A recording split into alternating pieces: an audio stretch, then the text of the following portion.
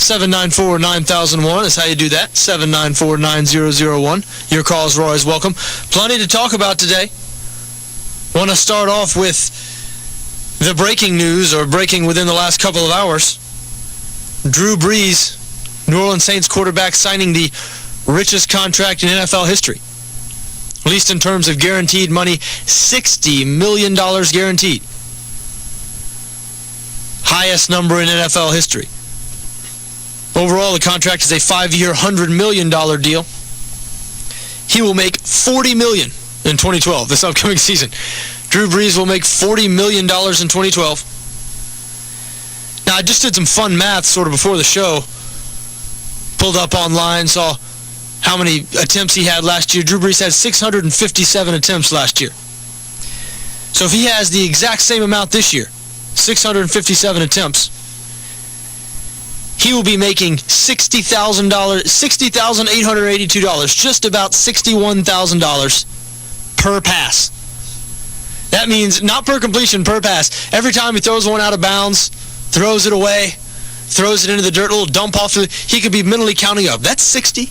That's another 60. $40 million this upcoming season. And look, I think I have a higher opinion of Drew Brees than most people. Might be the best quarterback in the NFL over the last 2 or 3 years, certainly in the top 5. Certainly, in my opinion, he's in the Peyton Manning, Aaron Rodgers, Tom Brady class. Right up there with those guys. However, Drew Brees is a guy who has already had a major shoulder injury. He is a guy who, even though, I just praised him as much as I can, said he might be the best quarterback in the NFL, he's not a real strong-armed guy. He doesn't have, and I know that any criticism of Drew Brees, I get that he's overcome. I get that his arm is strong enough to throw for 5,400 yards and 46 touchdowns last year. But still, physically, Drew Brees doesn't have quite the tools of someone, Peyton Manning coming back from an injury remains to be seen. Certainly maybe someone like Aaron Rodgers, Tom Brady. Arm might not be quite as strong. He's a little shorter than those guys. Has already had a serious shoulder injury. And he will turn 34 during this upcoming season.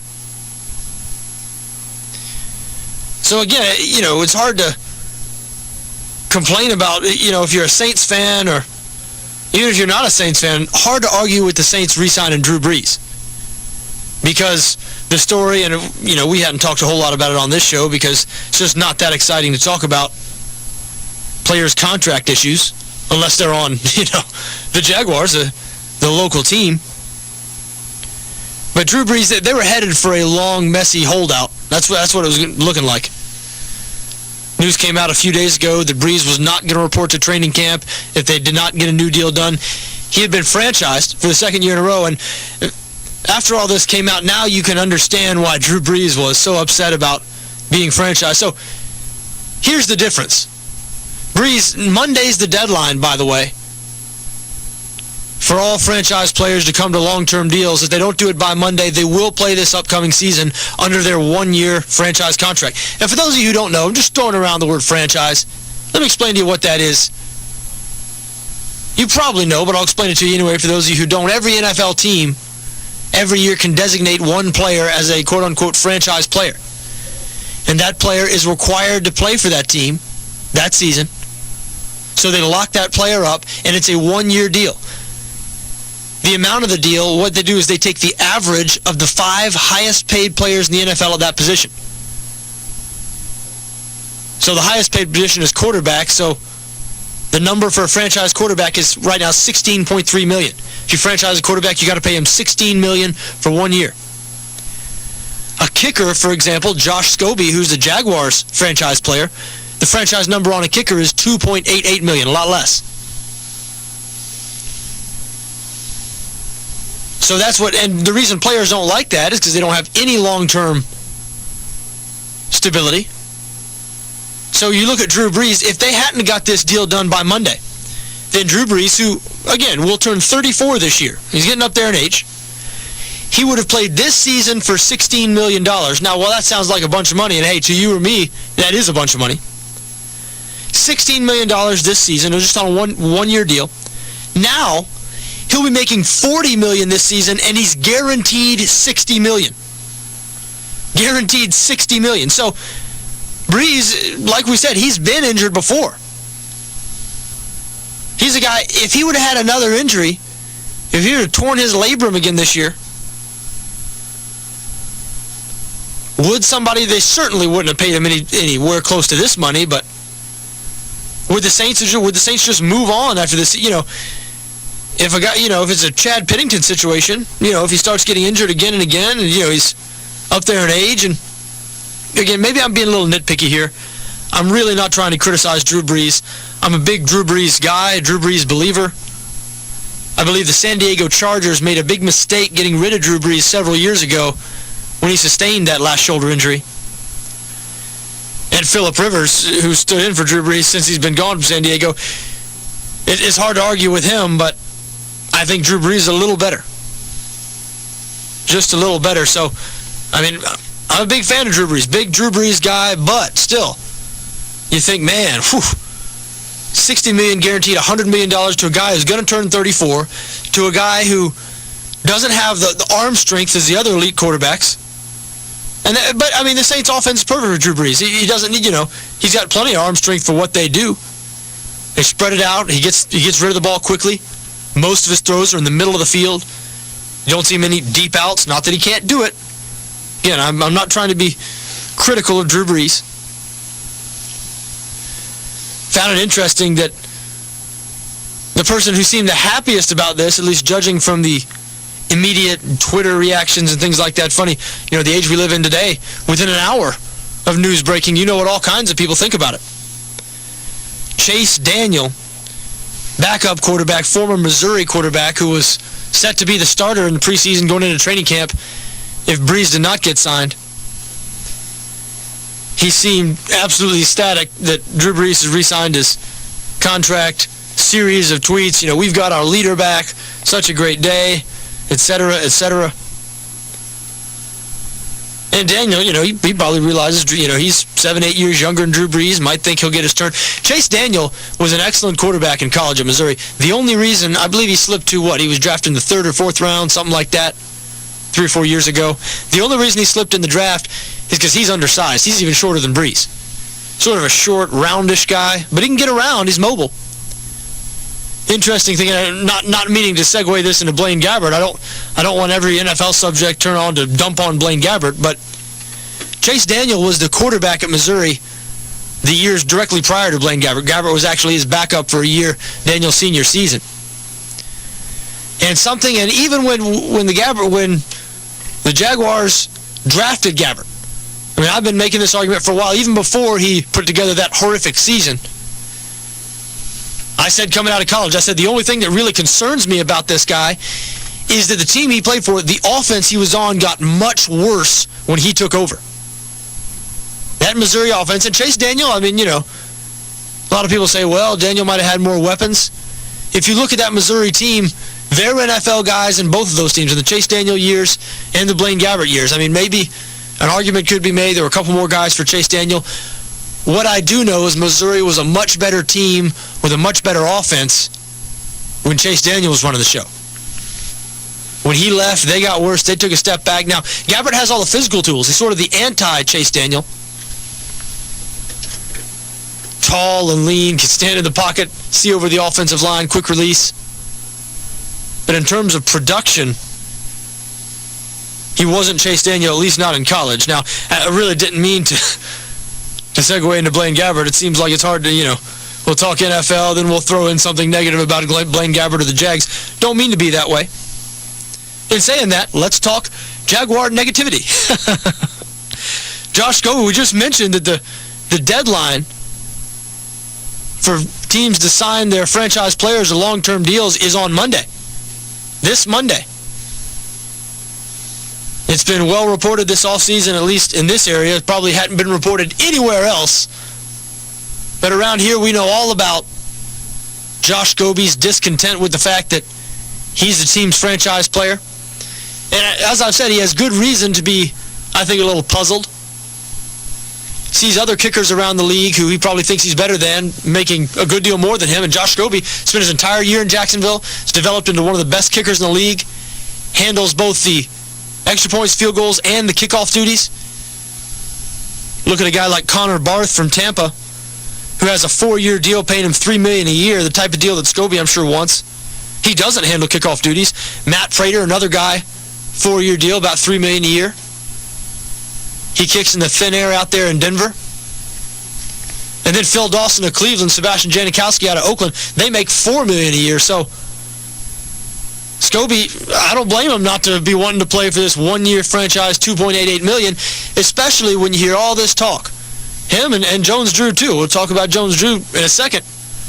But you hear all this talk all offseason about the new owner, the new big spender. Wants to spend to the cap. Already has thrown around some money. Brought in a receiver who's been a number 3 receiver most every place he's been on his 5th NFL team, paying that guy $6 million a year. More than even the best player on the team, Maurice Jones-Drew, set to make. Which no doubt is part of the reason for Jones-Drew's unhappiness. But I see where these guys are coming from. I see where Scobie's coming from. And like he came out and said publicly last week, he said, I'm a kicker. He said, it's not like we're talking about huge numbers. So Scobie, instead of the $2.88 million 1 year, he probably wants, I don't know, $400,000 or $500,000 more a year than that in 3 or 4 years. Give him a little more money, give him some security. That way he doesn't feel like if he misses a couple of kicks this season, it's going to cost him all this money in the long term, Maybe Gene Smith feels like if he's prodded a little bit like that, he'll get better results, but the results have looked pretty good to me over the last couple of years. And Jones-Drew, I think that situation is even worse. I've heard over the last couple of days a lot of people, a lot of local media people, all sort of condemning Jones-Drew, saying this is inexcusable. He knew about this when he signed the contract. He knew what he was set to make these years. He knew. That's ridiculous. That's not the way the NFL is. If you drastically outperform your contract, you're due a better contract. You don't think that's fair? Well, guess what? It works just the other way. If you underperform, they can cut you and not honor the contract. So if it works one way, it has to work the other way. That's just the way of the NFL. If you're not going to do guaranteed deals, which I think is great, by the way, the non-guaranteed contracts is part of what makes the NFL great. Maybe the primary reason it's better than other sporting leagues. In the NBA, a guy signs a $60 million contract for 6 years. You look at a guy like Rashard Lewis, they get paid, and they go into half speed for the rest of their career. What do they care? They're never going to be a Hall of Famer, but now they never have to worry about anything again either. Stop working hard, stop trying hard. Get a little hangnail or a turned ankle. Ooh, coach, I think I'm going to sit this one out. Major League Baseball is the same way, and we know it, and those sports have suffered from it. Listen, you always hear when people watch college basketball and NBA, what's one of the first things that stands out? The college kids look like they try harder. It looks like there's more effort. The NBA guys look like they're trotting more. There's some truth to that. Now, in the NFL, when there's no guaranteed contracts, you could be cut at any time, not due the money that's left on your contract. I mean, man, there is always someone nipping at your heels. Take Drew Brees, for example. Hey, he just got $60 million guaranteed. Most guaranteed money of any player in NFL history.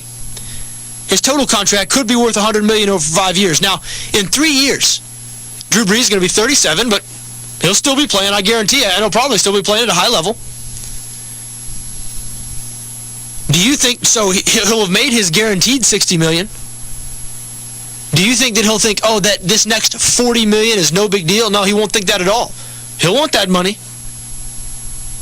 He'll feel those guys nipping at his heels. Now, Drew Brees, obviously, he'll feel that less than any player in NFL history because since we mentioned, no one's ever had this much guaranteed money. So Brees seems like the type of guy who will still do the right thing as far as effort, preparation. And no doubt his signing was critical, especially with the upheaval in New Orleans this offseason. Coach Sean Payton suspended for the year. Interim coach Joe Vitt suspended for several games. Mickey Loomis suspended, general manager. Did see something today I thought was interesting. You know, Greg Williams, former Saints defensive coordinator, of course, who's taking a lot of the blame for this bounty scandal, was recorded by that speech and that Sean Pamphilon tape saying all those type of things, pointing out players' injuries.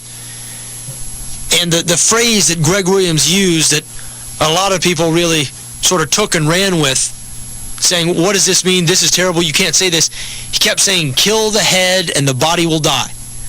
Kill the head and the body will die. Remember, he talked about Josh Morgan, punt returner for San Francisco, who the Saints were about to play that week. Talked about his propensity for concussions. Said, kill the head, the body will die. People made a big deal out of it, but saw it today, and it was just sort of a minor news blurb, I guess, but still, turns out in 2008, back in 2008, on the Kansas City Chiefs football facility, in huge block letters on the wall.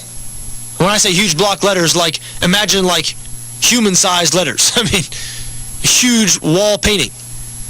Kill the head and the body will die. Like we've said before, this is part of the culture of the NFL. It is a violent sport. You can't take that away from it. Can't take that away, can't change it, otherwise it won't be the same sport. And I worry. I've said before on this show, I worry for the future of the sport in that regard. I worry when I hear Roger Goodell and the NFL front office constantly backpedaling, trying to install more and more safety measures, can't even touch a quarterback on the head now. Heard somebody a couple of days ago who's worked for the NFL for several years predict that in 5 or 10 years, you won't be able to touch any player's head. They're going to treat every player's head like they treat a quarterback's head now. We've all been watching games the last 2 or 3 years where somebody will just unintentionally graze a quarterback's head, no 15-yard penalty. And you say, what is that? Well, prepare for that with every player. So that's a bad direction to go. You start taking violence out of the game. You start taking part of what is good in the game out of the game. And if you think that sounds bad, folks, that's just the way it is. You can try to sanitize society and whitewash it all you want. The fact is, violence in some form has been part of the human experience since the beginning of time.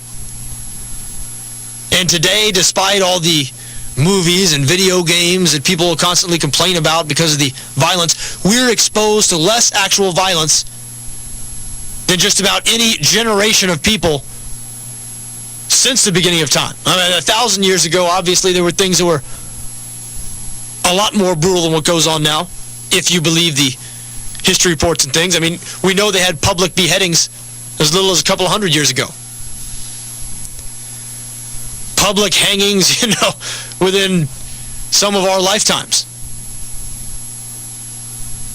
So, the NFL, whatever form of controlled, sort of distilled, watered-down violence that is, there's nothing wrong with people liking that part of it, and that's nothing to be ashamed of.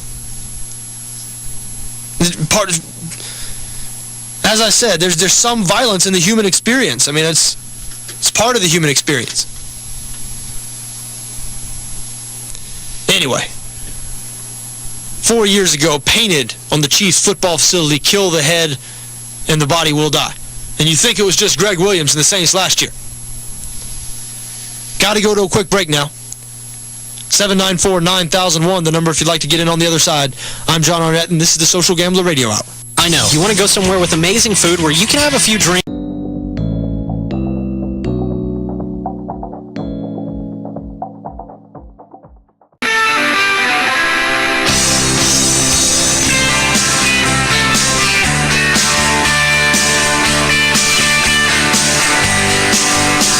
Welcome back to the Social Gambler Radio Hour.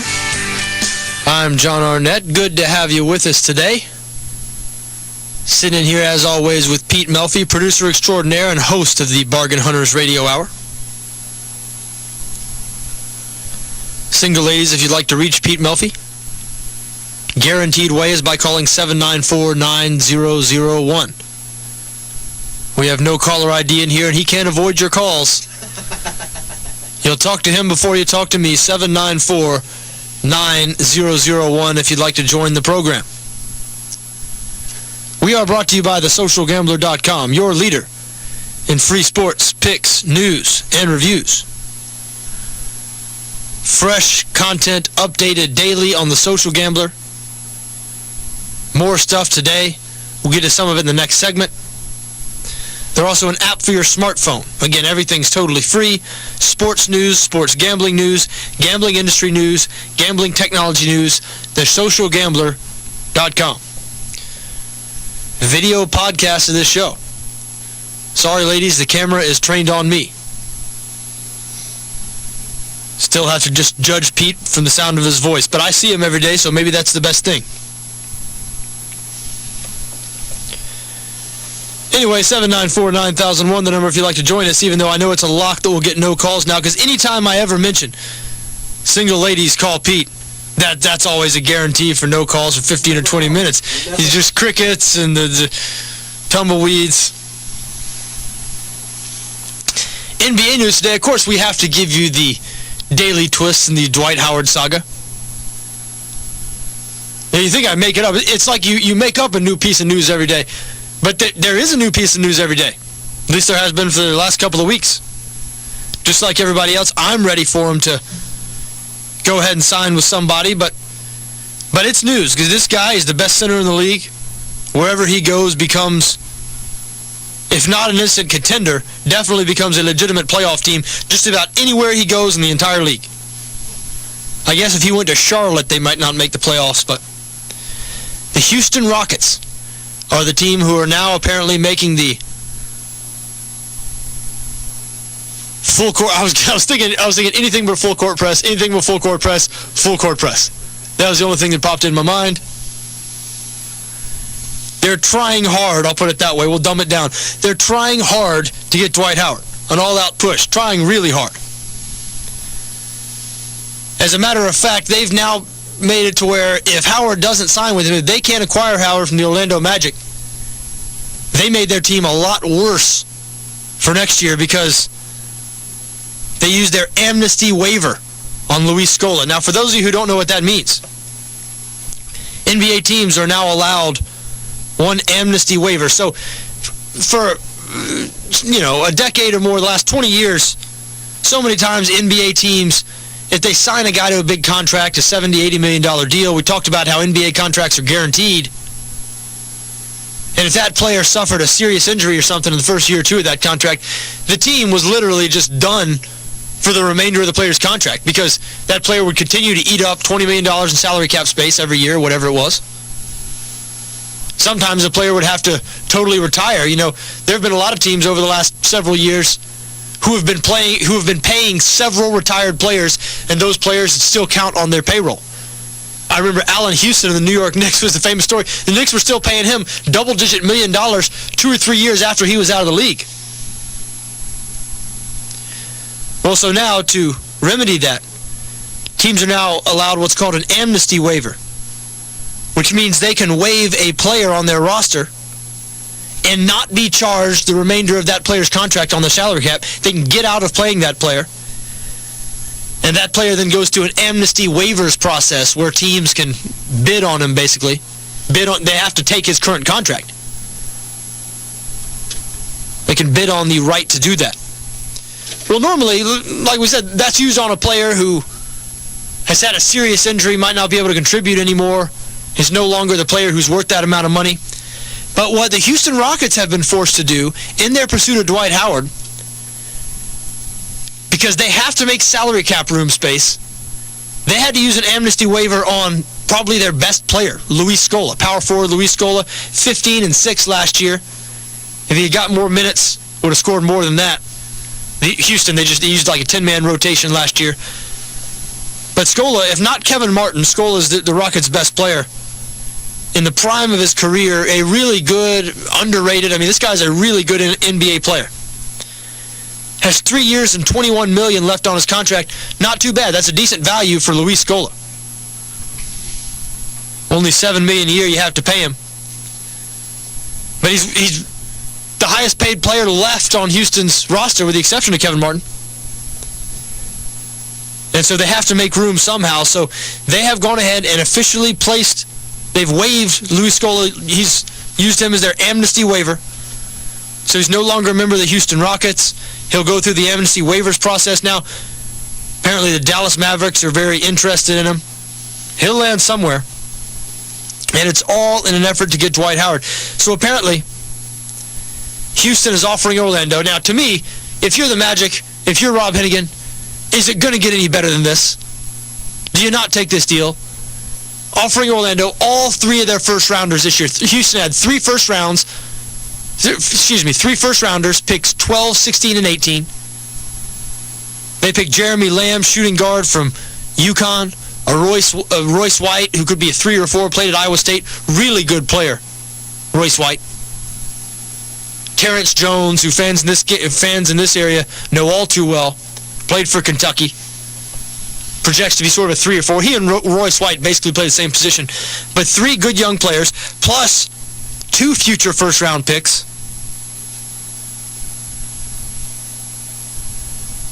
For Dwight Howard and a few contracts that Orlando is looking to get rid of. Now, to me, I don't know how. I can't see how Orlando is going to do any better than that. 3 first-rounders, a couple of future first-rounders. If that's really the deal, sounds like a good deal to me. And also from the Houston side, I think it makes sense for Houston. Houston has been sort of irrelevant for a few years now. Even if they can't talk Howard into re-signing, even if it is just a 1-year rental, they'll be extremely relevant this year. You know it's going to have a big impact on ticket sales. They're not sure if the Rockets have been hurting as far as ticket sales the last year or so, just don't know. But it'll have a huge, there'll be some buzz around this team, and it'll make them into a contender. And also, and I mentioned, taking them horrible contracts, because that's what just about everybody says. And people dismiss. The NBA is just so unusual in terms of player movement all the time. In the NBA more than any other sport. You hear about a good player being traded to a team for just seemingly nothing. Future second-round pick or something. Cash considerations. Good players. And you think, how can that be? How can they lose that guy and not get anything back? Well, the salary cap rules are, let's say, funny, strange in the NBA, certainly. So it's different than any other sport, and so when we see something like Houston having to amnesty Luis Scola is not going to go to the Magic. Houston had to just get rid of him to make room for Dwight Howard. And when players are paid well, even if they're still good players, a lot of times those guys are considered a liability because of their big contracts. So the Houston Rockets in this deal, if Orlando makes this deal and sends Howard to Houston, accepts Houston's package of their 3 first-rounders, their future first-rounders, not only will the Rockets be getting Dwight Howard, they'll also be getting Hedo Turkoglu, Jason Richardson, Chris Duhon. And that's viewed as a good thing by literally everybody who covers the NBA, talks about the NBA. I was listening to the show that comes on right before us here on ESPN 1420, Scott Van Pelt Show, and Ryan Russillo, who, claims he's a basketball expert. I'm not sure. Well, anyway, apparent basketball expert Ryan Russillo is going on how, Orlando rids themselves of all these horrible contracts. What he means by that is players like Hedo Turkoglu, Jason Richardson, they are well paid. And they're not young anymore. They're in their 30s. So the assumption is, hey, it's better to get rid of those guys because we know what those guys are. And we know they're taking up a lot of room. We haven't won a championship with them. Better to rid ourselves of those guys, get the room, and we can sort of start over, try to get better players that money. Well, the thing about that is, those guys are good players.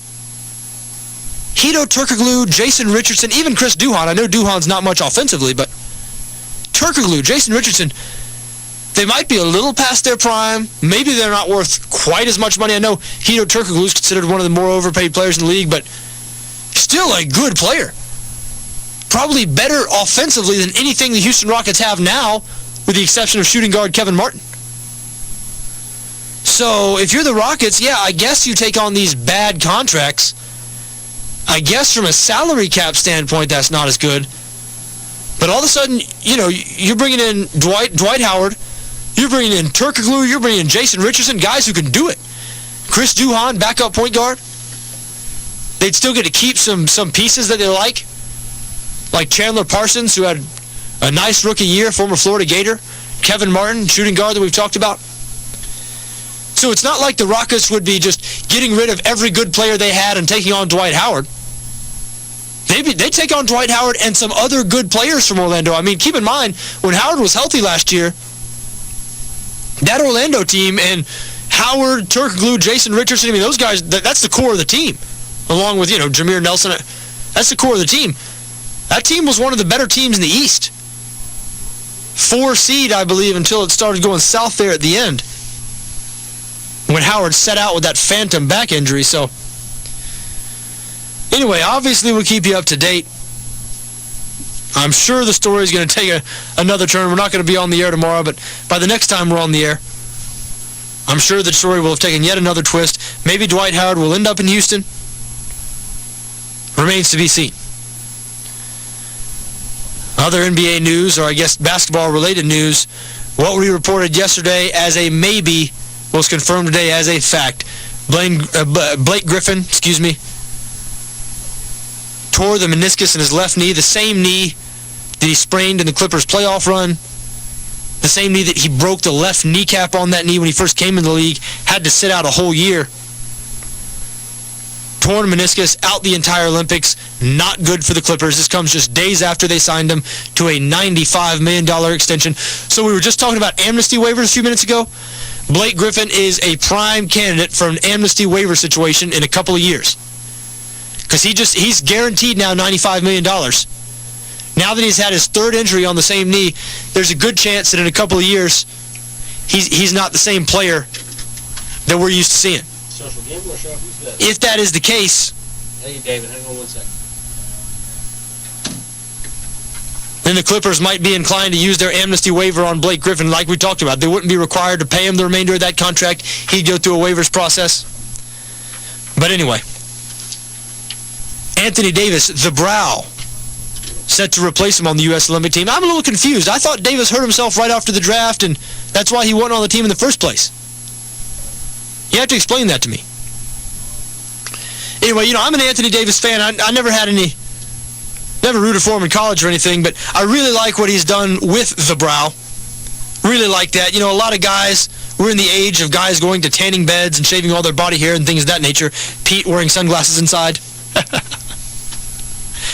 So, most guys, after they made, multi-million dollars, going to become a public figure, I think they take care of that brow.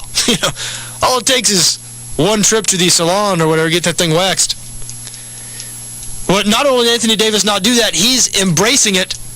He's trademarked the brow and trademarked 2 phrases: fear the brow and brow power. So this guy's embraced his unibrow. Good for him. You know what? He'll be rich enough that he'll find some girl who tells him with the most sincere look on her face, "I love that brow, baby, and I would love you if you were penniless." And if he's not too sharp, maybe he'll actually believe it. Going to go to the phones now. 794-9001, the number if you'd like to join us. We have David on the line. David, you're on the Social Gambler Radio Hour. How are you, my friend? Doing good. Thanks for taking my call. Just hearing what you're talking about with Blake Griffin last night. And, if I'm a Clippers fan, I just got to be just so angry about this. I mean, obviously, we want to put our best foot forward every 4 years in the Olympics. But, if I'm a Lakers fan or I'm a Clippers fan, I can't be happy about these guys playing in the Olympics every 4 years and the risk of this type of injury happening. So my question is, do we consider, potentially moving back to sending our college guys over there and let these pro guys play out their pro contracts in the NBA? Well, David, I am absolutely of the opinion that we should. To me, the Olympics should be for amateurs, not only for basketball, but for all sports. I think the top amateur athletes in the country should play in the Olympics. And, especially in the NBA now, in Olympic basketball, the United States is almost in a situation where it's like anything but gold is a failure. It's like, okay, if they win gold, it's like that's expected. anything less than gold is a failure. I mean, the last time they didn't win gold, they won the bronze a couple Olympics ago, that Tim Duncan, Allen Iverson team, and that was so terrible that they blew up the entire USA basketball team, named Jerry Colangelo the new sort of president and director of the whole thing. So it's almost like shameful if you don't win gold. So if that's the case, what's the point? Why send the NBA guys over there if that's the case? Send the college guys over there and see how they can do. Yeah, and then I think there's a couple other arguments to be made on that side. Haven't we, as the United States, proven that we have the best basketball teams in the country, the best basketball players in the world? Besides the 1 year anomaly exactly. Is anyone really going to argue with the fact? I mean, obviously Spain has a good team, and there's some other good teams out there, but can anyone really argue with the fact that the United States has the best basketball players in the world? No. And I think the answer to that is no. So what added value is there by sending these guys over there? Secondly, I think there's another facet of that, and that you have a lot of these young guys that are coming out of college, after 1 or 2 years, and I think experience against some of the best players in the world outside of the United States, which not only do they play for top-notch coaches, but they get some pro-level type experience that might help them out in the NBA and make a better product on the NBA front. Yeah, and that point is even more valid considering that now these top-level guys, top-level college players, they will stay in college for about a year, 2 years. So it's not like they're getting. So you're working with raw talent at that point. I mean, you send them over and let them play in the Olympics for, I don't know how long the Olympics go for, a month, let's say, during the summer, and they get to play against the Pau Gasols of the world. So some of these guys that actually do want to play for their Olympic teams and maybe have something to prove about their country potentially having the second best NBA basketball players in the world. But then they get that experience. It's a chance for a lot of these college guys to get pro level type experience and to work on their games against pro athletes, learn some things during the summer, and so that way when they transition to the NBA, they're more finished, not a finished product, but a more developed product than spending 1 year at Kentucky and then coming to the NBA. Well, that's a good point. Now, I'm not sure I'd like him playing against the Pau Gasols. I'd tell you the truth, I'd like to see it go back to all amateur athletes, everywhere. But I get your point, and it's a valid point, and I'm on the same side. You sound like that you're on that side, and I think it should go back to amateurs, to college players. I mean, I'm a partial NBA fan, to say the least, and I think something you mentioned earlier is that I'm much for college basketball. I think a lot of people in the U.S. do, because they just try harder. It's more interesting. Well, that being said, I still follow the NBA game, and I'm still interested in it. And if I was a diehard Lakers fan or a diehard Clippers fan, I would be up in arms about this. I mean, I want my guys resting during the summer, especially after the season they just had. This marathon they had going to the NBA Finals. I want, if I'm a big Heat fan, I want LeBron James at home, resting, getting ready for the next year's season, not playing in the Olympics, proving something that's already been proven time and time again, that yes, the U.S. has the best basketball players in the world. There's no marginal gain for these guys to go in there and win the gold. We already know we're going to win the gold, and the only thing they can do is disappoint if they happen to have a bad year. Yep, I agree with you, David. I think you make some good points. And hey, I do appreciate the call. Thanks. That was David. Hadn't heard from David in a while, Pete. David was calling us regularly there a few weeks ago. Good to have you back, David. 794-9001, the number if you'd like to join the program. I'm John Arnette. This is the Social Gambler Radio Hour, and we'll be right back. Check out some of the great things car buyers said this.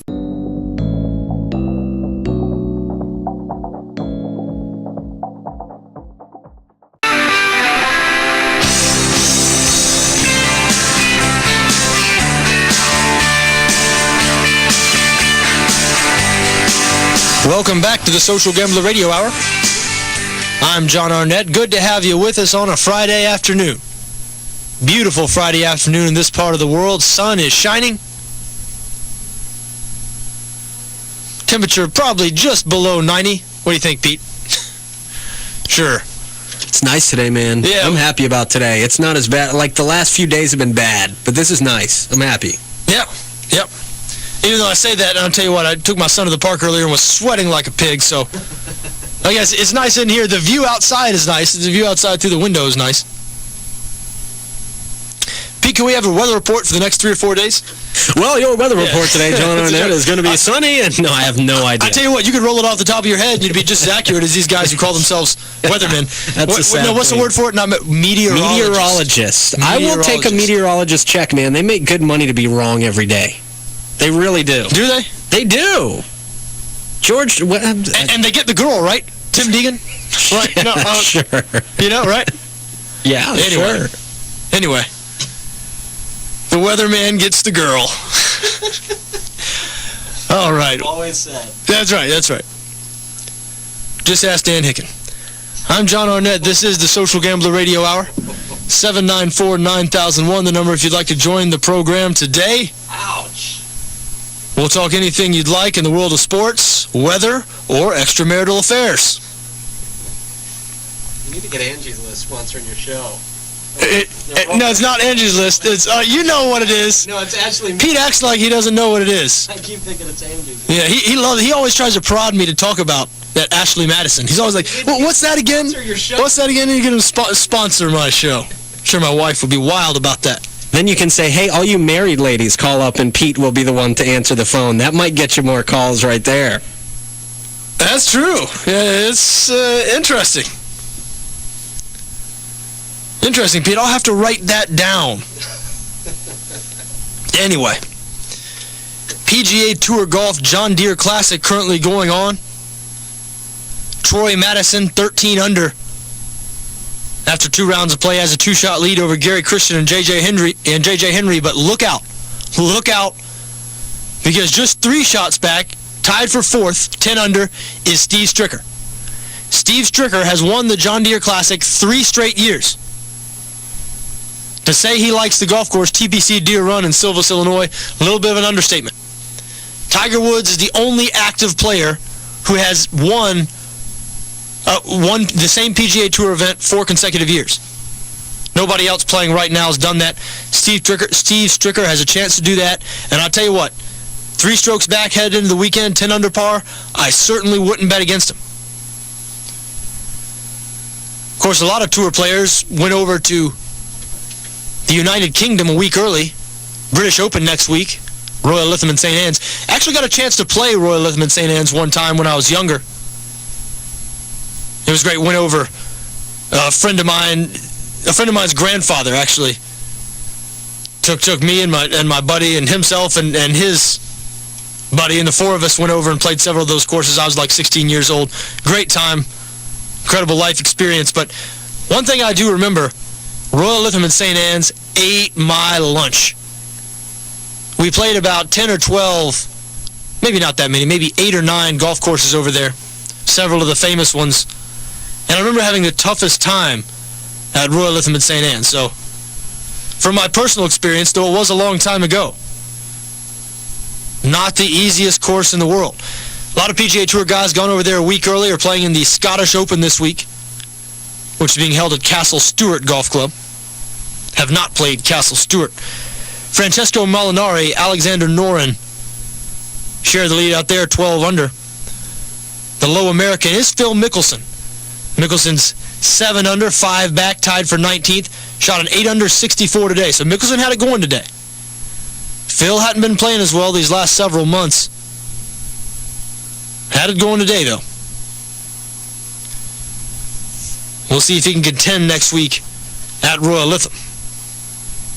Now, something I wanted to mention, something I saw today in the local paper, and I'd heard about this a few days ago, I guess maybe a couple of weeks ago, but it sounds like an exciting event that's coming to Northeast Florida here in November, but at the same time, there's something that sort of bugs me about some of the way it's being handled. I'll talk about it a little bit, and what I'm talking about, if you haven't heard,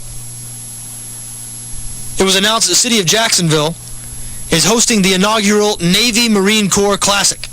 It's going to be a college basketball game. It's going to be held on an aircraft carrier. It's going to be stationed right outside of Mayport. Florida Gators, Georgetown Hoyas. Marquee matchup. Going to take place November 9th. Now, of course, North Carolina and Michigan State played on an aircraft carrier last year out in San Diego. There's going to be one notable difference with this game, and that will be It will be open to the public. See, the thing is, because federal law, the military bases, military regulations do not allow individual tickets to be sold to anything on active bases. So last year, soldiers, military members were the only ones able to watch the North Carolina-Michigan State game. This year, the city of Jacksonville has figured out a way to sell these tickets, and how they've done it, it's been sort of tricky. They don't call it buying a ticket, they call it sponsoring. And they've tied it in with the Jacksonville Jaguars. So what it is, you can buy a package, and every package bought will include at least 2 tickets for yourself, because, see, the Jaguars play the day before. This basketball game, Florida-Georgetown, the Navy Marine Corps Classic, is going to be on a Friday, November the 9th. The day before, Thursday, the Jaguars have their only home nationally televised game, primetime game this season, when they host the Indianapolis Colts. Now, that game will most likely be dreadful because this is November 8th. The Jaguars and the Colts are projected to be among 2 of the worst teams in the NFL, so this could be one of those, one of those games that people will only watch because it's on Thursday. Maybe not, but I think the Colts are going to be worse than the Jags this year. I think the Colts are going to be as bad as any team in the league. Anyway, they're selling these packages starting at $1,000. The cheapest one you can buy is $1,000, goes all the way up to $50,000. For one of these packages, you get 2 tickets to the Jaguar game on Thursday night, 2 tickets to the Florida-Georgetown game the next night aboard the aircraft carrier, and you're required to donate 4 tickets to the Jaguar game to military members. So that means every package bought is 6 Jaguar tickets sold. So you can see why the Jaguars went along with this. Now they're just charging regular ticket prices. So in other words, if you pay $1,000 for the cheapest ticket, and it is nosebleed central seats, I saw a diagram where the seats would be upper deck corner for these $1,000. So it'll be deducted out of that will be 6, because remember, you're paying for 2 for yourself, and you're paying for 4 military members. That's why it's being able to call it a sponsorship. So 6 Jaguar tickets at regular price, which will total about $300 at the nosebleed seat price. A little less than that, actually. So that leaves $700 extra. Now, the military is not taking any money out of this at all. Again, the military can't sell tickets. This is the city of Jacksonville who's doing this. As a matter of fact, the only way to buy tickets to the basketball game is to buy one of these packages. And the only way to buy one of these packages is through the City of Jacksonville Sports and Entertainment Office. Now, that in itself is not a problem to me. I have no problem. Matter of fact, I like sporting events like that in Northeast Florida. And I don't have a problem with the city trying to make money off of it and making a little money off of it. I have a slight problem with the way Alan Verlander has tried to sort of sell this in his public appearances, and that is that he's doing some great... It's almost... when you hear him talk about this, and for those of you who don't know, Alan Verlander is the... Mayor Alvin Brown appointed him the director of sports and entertainment in Jacksonville, He's in charge with landing things like this. But he talks about the way he's setting it up, almost like he's doing a good deed. Like he's donating to charity or something.